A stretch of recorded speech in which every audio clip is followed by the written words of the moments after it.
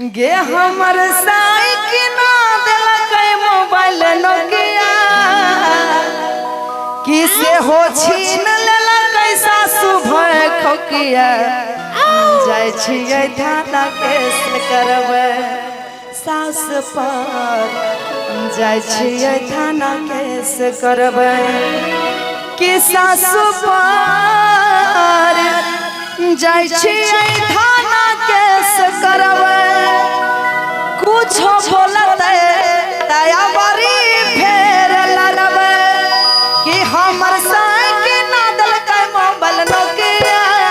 से हो छीन लेलकै सासु भय खोकिया जाय छियै थाना केस करबै सखी गे जाय छियै थाना केस करबै सासु पर जाय छियै थाना केस करबै सास पर जाय छियै थाना केस करबै हमर साइकिल ना देलकै मोबाइल नोकिया से हो छीन लेलकै सास भय खोकिया जाय छियै थाना केस करबै सास पर जाय छियै थाना केस करबै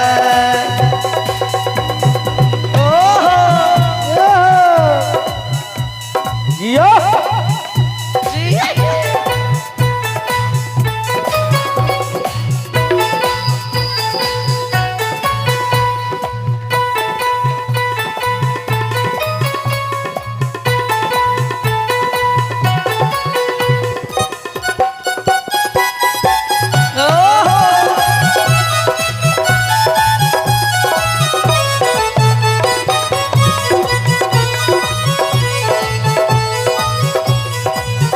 और कहती है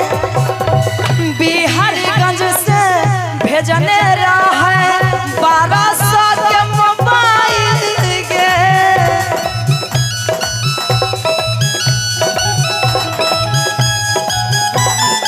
आगे सखी बिहारीगंज से भेजने रहे 1200 के मोबाइल गे आपके ना शौक से करबै नैहर के नंबर डाल गे पर भी करे लिए सरपंच मुखिया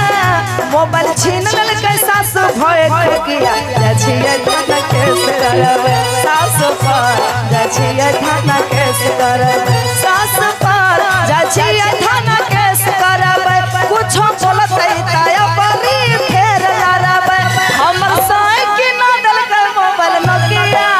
से हो छीन लेलकै ननदी भय खोकिया जाय छियै थाना सखी गे जाय छियै थाना केस करबै सोना के हरवा लेबो रे यारा आर देभी की नया साल में एगो गम हमर दिल जान लेली है देवो नया साल में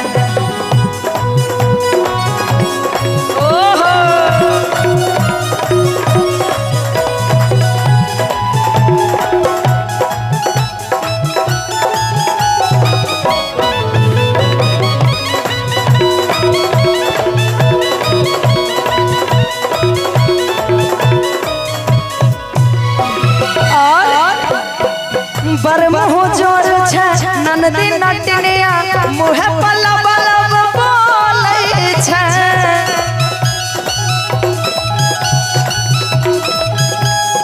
के हे परसू जे कैलकै स्विच ऑफ मोबाइल अभियो तक नहीं खोलै छै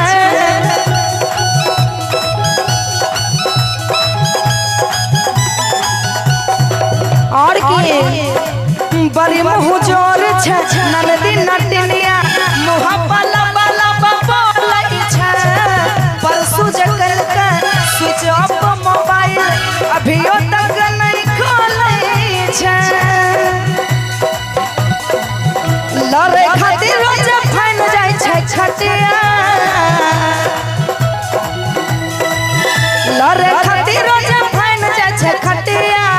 पर भी करे लिए सरपंच मुखिया जाय छियै थाना केस करबै सखी गे जाय छियै थाना केस करबै कुछो बोलतै